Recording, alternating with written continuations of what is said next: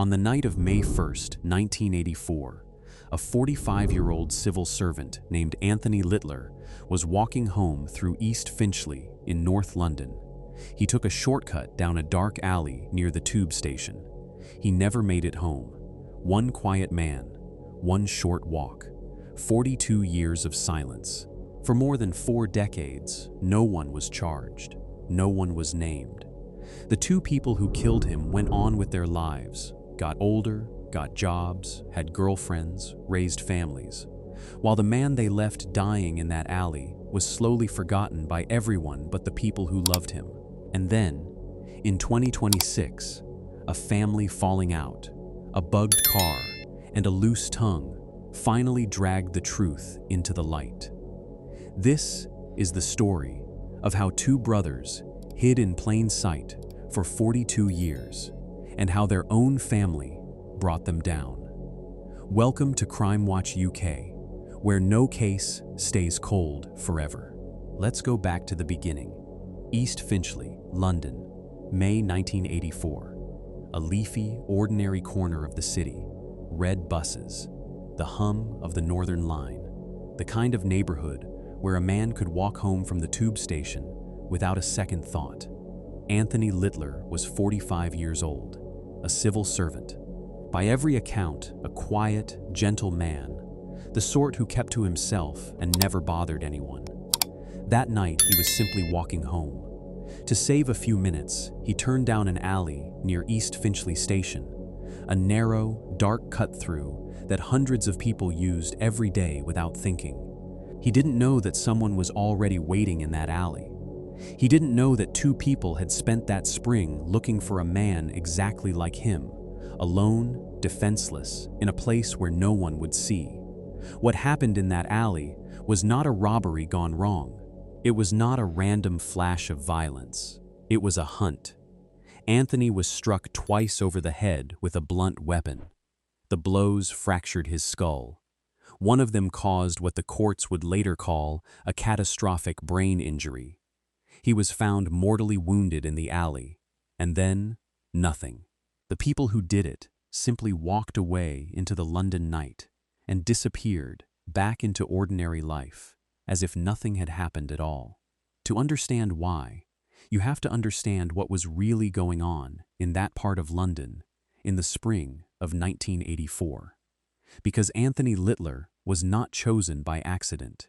Investigators would later tell a jury that a small group of local youths, and at the center of it, 2 brothers, had made a so-called hobby out of targeting lone men they believed to be gay. The prosecutor put it plainly: Anthony Littler was the victim of a hate crime. He was attacked not for anything he had, not for anything he did, but for who they decided he was. They lay in wait in that alley for someone to cross their path, and the man who happened to walk down it that night was Anthony. He became, in the detective's own words, their unsuspecting victim. And here is the detail that makes this case so chilling. The 2 people who killed Anthony Littler weren't hardened adult criminals. They were teenagers. The older brother was 18. The younger one was just 15. 15 and 18 years old, and already, in the words of the officer who led the case, possessing a clear propensity for the most sickening kind of violence. 2 boys walked into that alley. A man died, and those 2 boys walked back out and grew up. In 1984, the police did everything they could with what they had. The case was serious enough, and the city shaken enough, that it was featured on television. There was an appeal on BBC Crime Watch. There was an appeal on ITV's Police 5, asking anyone with information to come forward. Cameras, reconstructions, a nation watching, and still, nothing. No meaningful leads. No witnesses who could put a name to the men in the alley. No physical evidence that pointed anywhere useful. The trail, as far as the public could tell, was stone cold. The years began to pass. 1 became 5. 5 became 10. 10 became 20. Anthony Littler's family lived, in the prosecutor's words, for decades without answers. And the 2 brothers? They were right there the whole time, living in North London, hiding in plain sight. But here's the thing about a secret shared between two people. It almost never stays between two people. Over the years, the brothers couldn't keep it in. The older brother, Michael, eventually admitted what he'd done to a girlfriend. And he didn't just confess, he took her to the place. He showed her where it happened. The brothers boasted to associates. They talked. Over the decades, more than one person heard pieces of the truth, heard them brag about that night, heard them brag about queer bashing. Every confession was a crack. Every boast was a thread.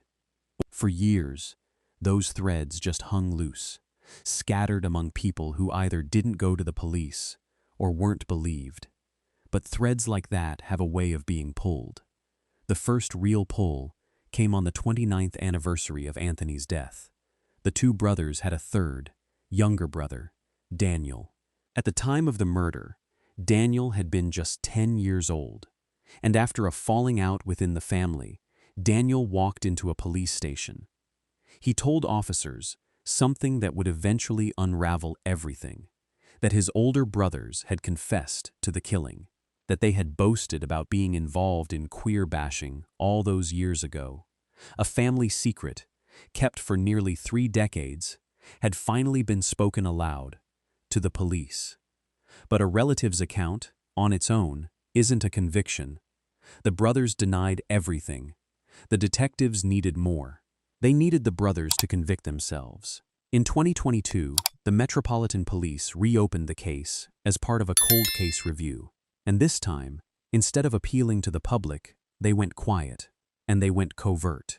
Detectives deployed surveillance against the brothers. They bugged the brothers' cars. They bugged Michael's home. Then they waited, and they listened. The younger brother, Anthony, was described as a man of few words, careful, guarded.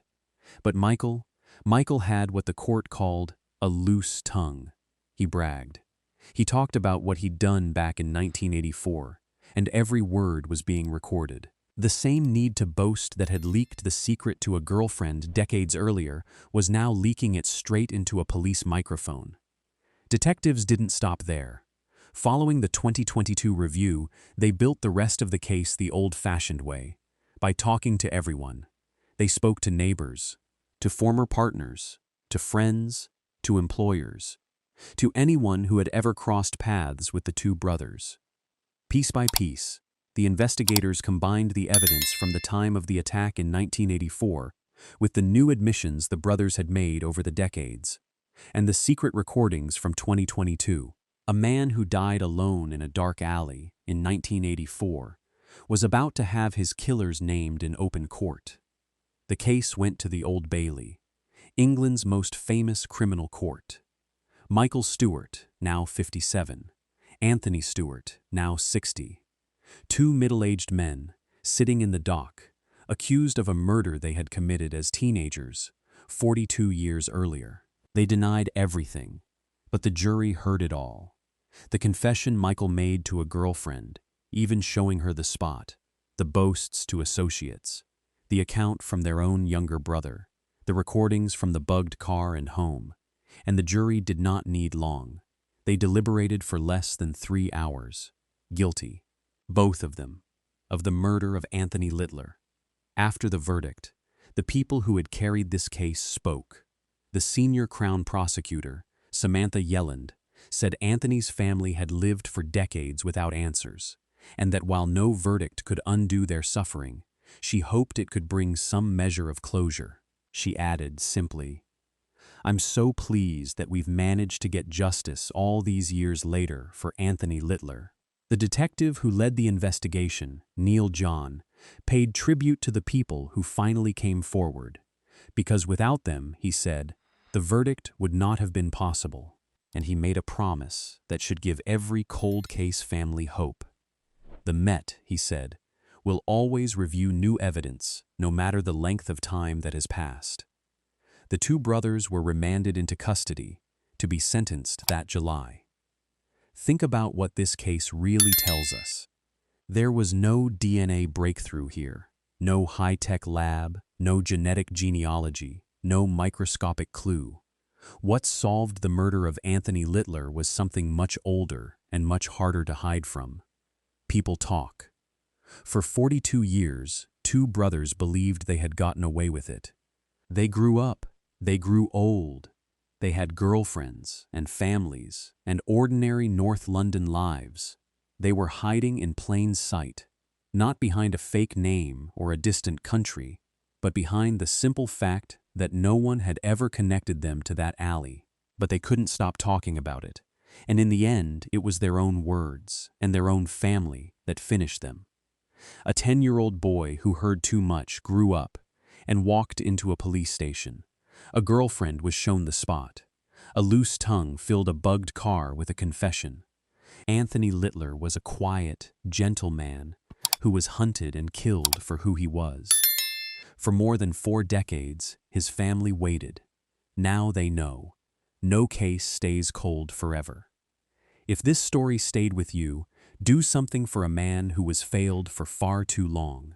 Subscribe to Crime Watch UK and turn on notifications, so you're there the next time a cold case that everyone gave up on finally gets its day in court.